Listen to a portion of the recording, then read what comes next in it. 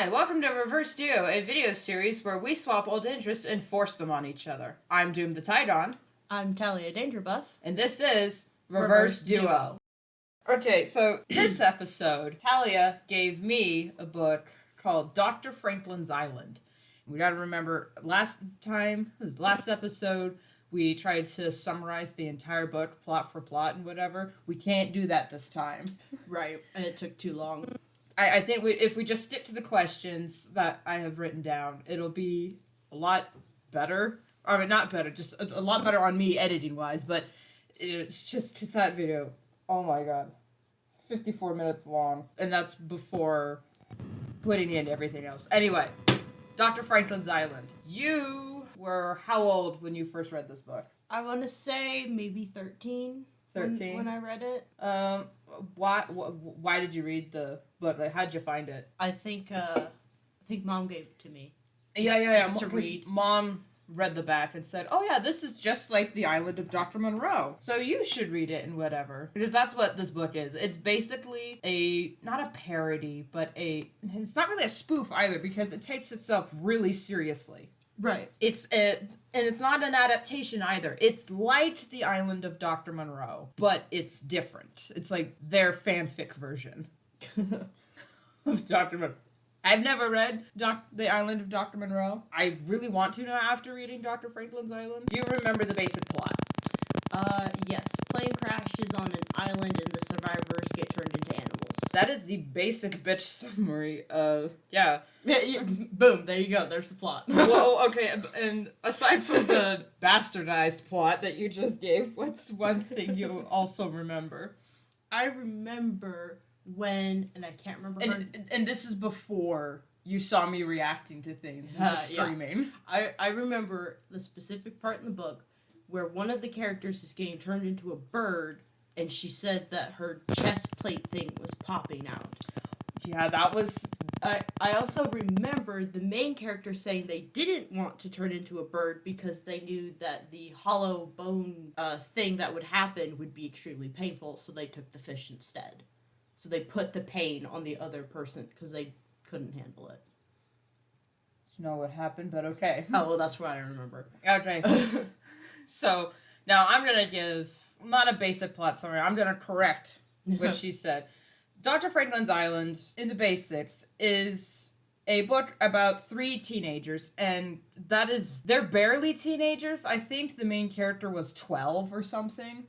Yeah. They're kids that were going on, like, this environmental science camp thing, and they were getting on this plane to fly to, like, the Galapagos or whatever. I don't even remember. And some terrorists take down their plane that were working for Dr. Franklin. They crash on the island, and they survive there for a bit until they find this facility owned by Dr. Franklin where these mutated animals that they later find out were once people. Because the scientist is trying to put animal adaptations in humans for, like, air quote, the greater good of humanity. I thought it was like a resort. No, I think that was the Island of Dr. Monroe. No, because he was turning animals into people. That was the twist in Dr. Franklin's. He was turning people into animals, so you could fly around like a bird for a day, come back, get changed, and then go about your merry way as a human. But he could never get the reverse back to a human. He could get him into an human-animal hybrid, but he couldn't get him back into a human. And that's what he was trying to do. That's why he needed the test subjects. Children, to be precise. Yeah, children. Because, every mad scientist needs children. No, I'm serious. Okay, yes, you were right. The problem is, since whenever I would ask Mom, so what's Dr. Franklin's Island about? She would always try to summarize the Island of Dr. Monroe for me, and I didn't ask about the Island of Dr. Monroe, I asked about Dr. Franklin's Island. But anyway, me reading this book, you made me read it because you said you remember liking it. Granted, I was the same age as the main character, so... Yeah. I, as a 22-year-old reading the book of Dr. Franklin's Island, wanted to rip my hair out. The first 5 chapters are the most boring thing I've ever read in my entire life. Okay. First of all, it's first person. I can't stand reading first person unless I'm listening to creepypastas. That's the only time I can do first person. It has to be third for me, or I can't enjoy it. Second, the kids. I keep forgetting that they are kids, and they're acting like kids, and I'm just, oh my god. Grow up! Because one scene that I am still mad about. Main character, her name is, Sammy? Semi. Semi. Semi. She is very nearsighted, and she lost her glasses in the crash. She and another girl, Miranda, who she saw as like this cool, badass warrior woman, who's like, what, 15? Maybe. Barely older than her. And they're in their cave going through inventory, and there was a snake in the cave. And Miranda is afraid of snakes, so she runs out screaming. And Semi's just, oh, why is she screaming? So she runs out, and the snake is just flying out of there because it got scared. It's like, what the heck? And they think it's chasing them, so Semi grabs the machete and cleaves the thing in half as it's coming straight for her. That was badass. What do the other characters proceed to do? Yell at Semi for not seeing there was a snake in the cave. She's nearsighted and without her glasses. They didn't know that. Doesn't she have, like, bottle cap lens glasses, though, when she's on the plane? She was wearing contacts. Oh, and she had to take them out because of the salt water. Yeah. So, like, Okay. there's another kid, Arnie, and he's an annoying piece of shit. Oh, yeah, I hate You will Arnie. hate this bastard. As I did. He is, making fun of Semi, and Miranda is yelling at Semi because she's afraid of snakes, and just like, why didn't you see the snake right there? Why didn't you tell me you were nearsighted? She's just, and Semi's character trait is she's shy. That is her character. She's shy. So, that's very two-dimensional characters, not even three-dimensional. They're barely one-dimensional, just annoying characters. The only interesting bit in this book was the part you said, where Miranda was turning into a bird. Yeah, that was Because it was awesome. actually getting gory because her breastbone was tearing through her skin. And her flesh was all ripping, and she was bleeding and screaming.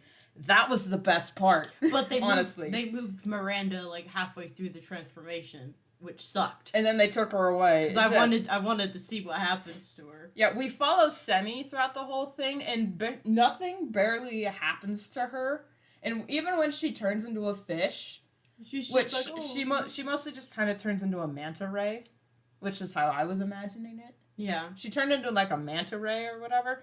And the process wasn't painful for her. She just kind of woke up and says, oh, I no longer have fingers. Oh, I'm ready. And they put her in the tank, a fish tank, that had a tree enclosure for Miranda, who then was a full bird, like bird lady. They don't turn into full animals. They turn into like hybrids. That's what I was saying. He could get him into the hybrid thing, but he couldn't get him back into people. Yeah. The girls are transformed into animals. A little bit about telepathy is in there because of chip implants. They plan to escape. One of the scientists is kind of on their side, so he gives them back their human DNA, and that overrides the animal DNA, so they're turning back into humans. Right. Slowly. And then they plan their escape, they get out, they get caught by Dr. Franklin, and then they escape again, and then they get caught by Dr. Franklin. And then, who was it? Was it Miranda or Arnie? I don't know. Spoiler alert, Dr. Franklin dies by getting shoved into an electric fence. The kids eventually turn fully human with the DNA therapy that the shots that they were giving themselves. They escape. They get on the mainland and say, hey, we're the survivors of this plane crash. The parents pick them up. But they're never fully human again because Miranda has lighter bones because she was once a bird. Semi has perfect eyesight now. And she thinks she might have gills, that are closed. She knows if she gets in salt water again, she will turn into A fish. Or at least have the gills. Because he didn't want to turn the people into fish. He just wanted them to be able to breathe underwater. So she says she thinks she might have that. Like, the gills and her lungs and everything would be different. Arnie, who we basically forgot about throughout the entire book and then was suddenly brought back, was turned into a snake. So now he's got thicker muscles and is really heavy for some reason. Well, I mean, he got turned into, like a python or something? A giant python. He was basically a naga. Those things are heavy. Yeah, well, anyway. And then they go back into the mainland, and then they try to pretend they have normal lives, but they know if anything were to happen, that they would turn back into animals. My favorite thing is, though, Semi says she wouldn't stop wearing a hat till she grew back eyebrows, because I forgot she had no hair. Oh yeah, she didn't have any hair. I was like, oh my gosh, I forgot. Fish don't have hair. Why haven't you read the book? Like, when I was reading it. When you were reading it? Well, Yeah. at the time, you said you were 13, so I was 15. I was probably... You had just gotten me into Warriors at this point. Oh, yeah. And I hyperfixate. You know, I had this weird thing where if I was reading or enjoying one series, I would not allow myself to enjoy another series during, because it felt like cheating on them. Or it felt like being disingenuous to the franchise. I was stupid anyway, so I was... You just got me into Warriors. Yeah. Which took some teeth pulling. And then I was obsessed with Warrior Cats. And then you started reading Dr. Franklin's Island. I said, no, fuck it. I don't care. I'm reading Warrior Cats. My favorite part, we got a list of questions here, just to keep us on track. My favorite part, probably, yeah, when Miranda was turning into a bird. Because that was the only highly detailed, actually gory, traumatic thing that happened to them. Well, besides when they were going through the plane wreck. Yeah. And they were finding dead bodies everywhere. That was actually kind of terrifying. My favorite dead body person was the waving man.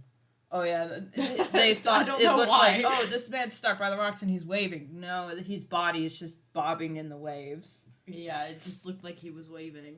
Yeah, I don't know so why I love they that, but that was like my favorite part. I was, It was like, like, oh, it's oh. the waving man. And it just, yes! Childhood trauma! And then when the waving man disappeared, I was like, aw, Aw. no more waving man. The sharks ate him. Yeah, that was another. I got jump scared when they were when like Semi was trying to grab like a water ball or something, and a shark just popped out of the water, or a body popped out of the water next to her. I like got jump scared by that. I don't remember that at all. Oh, they were going along on the rocks and everything. I was reading the book, but I was just, when do they get kidnapped? I knew they were supposed to get kidnapped and taken to the facility, so I was not paying attention to the first 5 chapters. I'm just, when do they get kidnapped? When do they get kidnapped? Chapter 11, they get kidnapped? Holy shit. I got that weird pig thing with human hands. That was weird. That was actually kind of terrifying, but I knew that was going to happen. His mom told me about it. Oh, how dare she? See, I didn't know about that. Anyway, so... favorite character. I don't have a favorite character because kids in books annoy me, especially when it's from their perspective. Because Semi was going through something. It wasn't like Stockholm Syndrome, but she was getting jealous of Miranda that the researchers were giving her more attention. Well, yeah, because during the procedure, and that they were being love bombed basically by gifts, and they were given new clothes, they were given like all the food they wanted, a gaming system, and whatever. So and Semi was starting getting jealous that Miranda was getting more attention from turning into a bird, because Miranda had to go through the most change. Right, she had to get a beak and everything. Oh yeah. See, her teeth were falling out. That was interesting. I wanted to see how her beak thing formed, but they took her away before. Yeah, the fact that we only follow Semi is a bit of a downer. If we could each chapter, but if the perspective switched, yeah, that would be. But this is written like it's Semi's diary, which is okay, but I hate reading diaries. Yeah, I don't like reading diaries or autobiographies. I just don't. I hate it. But okay, back to the favorite character thing. I don't remember his name, but the assistant doctor that was helping them escape, he really intrigued me. Yeah, I liked him. What was his name? Because he was definitely whipped by Dr. Franklin. He was under his thumb. I was sitting here wondering, like, what beef or what dirt does he got on you, man? Because you're obviously terrified of what you're doing. You feel sorry for the children that you're torturing, but they were all like not brainwashed, but they were just. Dr. Franklin said this is for the greater good, so I have to do this. I'm just, what does Dr. Franklin got on you? What is that guy's name? I'm looking through the book right now. He probably had his family. Yeah. He's like, if you don't do this, we're doing it to your family. Maybe that's what it was, but it was never stated, so in the book, we as the reader don't know. We can infer, but what is this fucker's name? I don't know. Sorry, anyway. Least favorite character, Arnie. Yeah. Arnie, he's one of the survivors. Shit, dropped the book.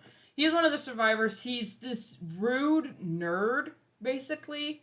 But the way he treated Semi and Miranda, he was purposefully being antagonistic because he wasn't the one in charge and whatever. Because that's what boys do, apparently. Yeah, it was written to be like, oh, he's just doing what boys do because Miranda, a girl, was telling him what to do. Even though she was older, she was more outdoorsy, and what she was saying was true. Yeah.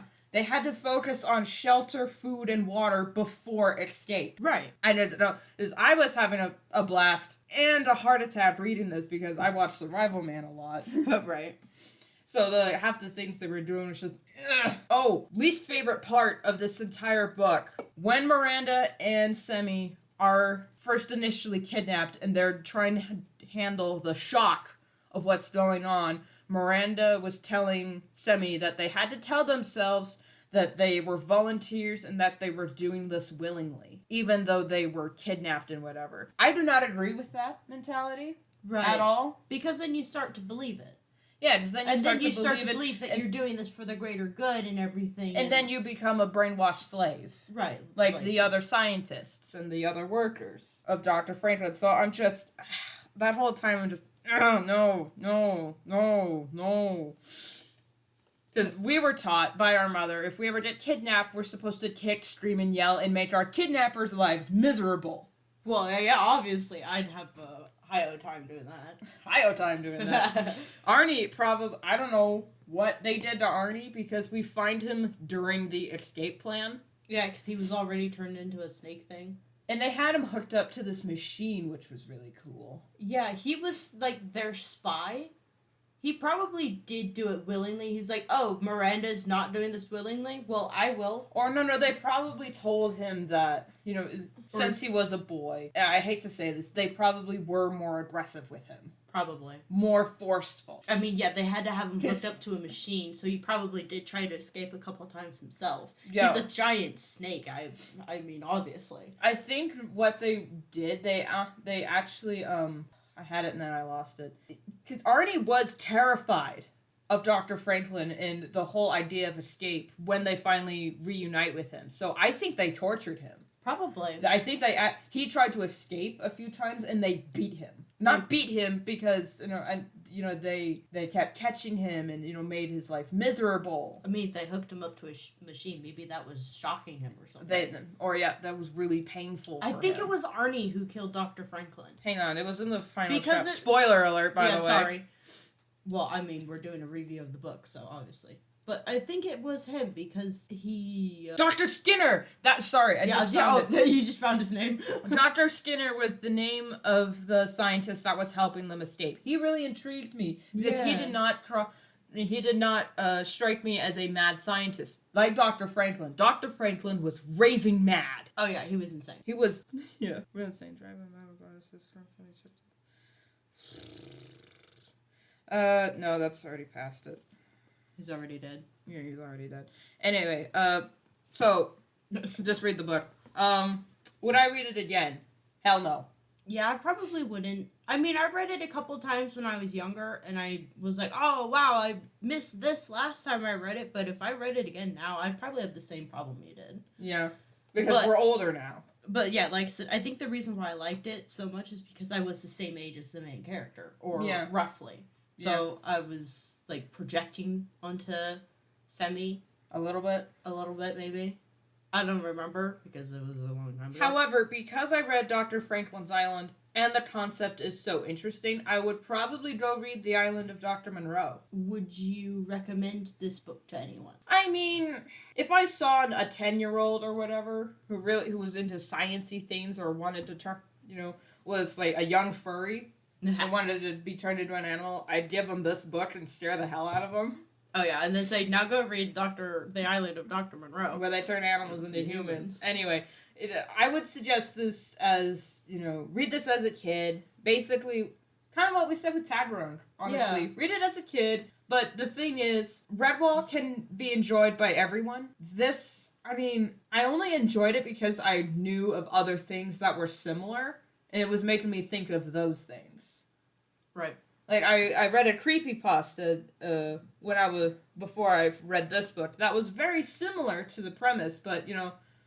Creepypastas are somehow more engaging than Yeah. actual books. Yeah. Yeah, somehow. Well, it was a reading anyway. Right. And, you know, in the creepypasta, this woman was kidnapped, but instead of being turned into animals, they were being turned into alien mutant monsters to assimilate into an invading alien race. Oh, like that one movie where they were turning, like, soldiers into things so they could be on, like, not Mars. That movie was called The Titan. Yeah, the Titan, because it was on Titan, the planet. Yeah, the but the creepypasta was more awesome.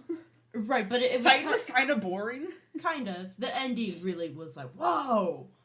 Yeah. Because, watch it. Anyway, one thing I will say. In Dr. Franklin's Island, nothing unkosher or nothing bad of an adult's nature explicitly is done to the children. Right. I was worried about that at first. Yeah. I wasn't because I was young when I read it. But I know, and when I was reading it, it was a bunch of grown men that are hooked up to cameras with two teenage girls in a room, and I'm just, ooh, no thank you, what's gonna happen? But I read it, just, nothing happened. Nothing happened. Yeah. Nothing bad happened to the girls, aside from being forcefully turned into animals and kidnapped and right. But anyway. They didn't have the extra trauma. Extra trauma. Last question. Would we watch the movie? I mean, if they made it more interesting and it would be nice to see the process of them turning. But like I said, in the movie, if they gave the perspective of the other characters as well, I would watch it. Because I want to know what happens to Arnie. I think if they made the movie, they would definitely have to age up the main characters, make them adults. Or not quite adults, because these things don't work on because our brain is like fully developed. So they have to be still at least teenagers. But then again, it's the same thing that was in I didn't read the Maze Runner books, but I watched the movies, and I'm just, why always children? Why? I hate children. Why? It's because it's because their brains aren't nothing is fully developed. Well, it is, but it's still developing into the adult stage. So if you make changes while they're still developing, it'll stick with them more. Like if you teach a kid a language when they're younger, it'll stick with them. I know why you use children and teenagers for scientific experiments and whatever, but why? Because if it's teenagers and they make a movie about it, they're gonna want to add teenage drama. But I'm just teenagers who are going through a traumatic experience or have been traumatized don't do the same drama bullshit. Yeah, no, they drop that. No, they act more mature. They mature mentally faster. It's not good, but it happens. Yeah, they'll immediately drop the drama because your survival instincts will kick in. Yeah. And you can't have drama with survival. Which is why Arnie pissed me the hell off. Is like, Arnie, you guys are starving to death on a deserted island, and you're making fun of Semi, for being nearsighted. Yeah. Yeah, he was actually marching down the beach, taunting her, doing the thing, and I just, oh my god, die!